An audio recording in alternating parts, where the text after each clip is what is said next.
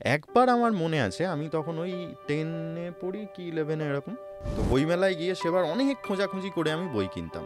সেইবার আমি কিনেছিলাম একটা 101 হাসির চুটকি। ওই হাসি দেখে? কারণ মাঝে মধ্যে একটা দুটো জোক আমাকে ম্যামের কোচিনে গিয়ে বললে সে মেয়েটি হাসবে এবং সেটা একটা দুর্দান্ত দৃশ্য হবে। তা আমরা ছোটবেলায় 1 বছর 1.5 বছর 2 বছর ধরে আমরা খালি একটা মানুষের হাসিকে অ্যাডমায়ার করে গেছি, তার চোখ অ্যাডমায়ার করে গেছি। ফলে আমরা ওই মূল্যটা বুঝি যে দিনের পর দিন তার সঙ্গে কথা বলতে পারছি না।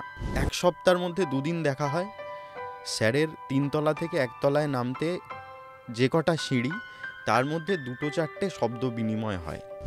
তো এই ব্যাপারগুলো আমাদেরকে ছোট ছোট ছোট ছোট একটা মানুষের যে ছোট ছোট তার স্বভাব, তার আচরণ, তার হাসি, তার চোখ, তার চুল, তার নাক, এই জিনিসগুলোকে অ্যাডমায়ার করতে শিখিয়েছে 1.5 বছর 2 বছর ধরে। ফলে ছোট ছোট ব্যাপারগুলো আমরা তখন হুম দেখতাম। এখন সেই জন্য আর যখন একটা মানুষকে দেখি তখন খুব সহজে তাকে পেয়ে গেলাম, এই ব্যাপারটা আর আমাদের মধ্যে আসে না। ওই অ্যাডমিরেশনটার জন্য আমরা বুঝি যে কোন জিনিসটার কত দাম, এই মানুষটার মুখের হাসির দাম কতটা। এখনকার ছেলেমেয়েরা এই একটি মেয়েকে ভালো লাগলো, তার নামটা জানলাম, ফেসবুকে গিয়ে খুঁজে বার করলাম, তারপর হোয়াটসঅ্যাপে অ্যাড করলাম, তারপর 2 দিন গল্প করলাম, প্রেম হয়ে গেল, এর মধ্যে জিনিসটা সীমাবদ্ধ হয়ে যায়।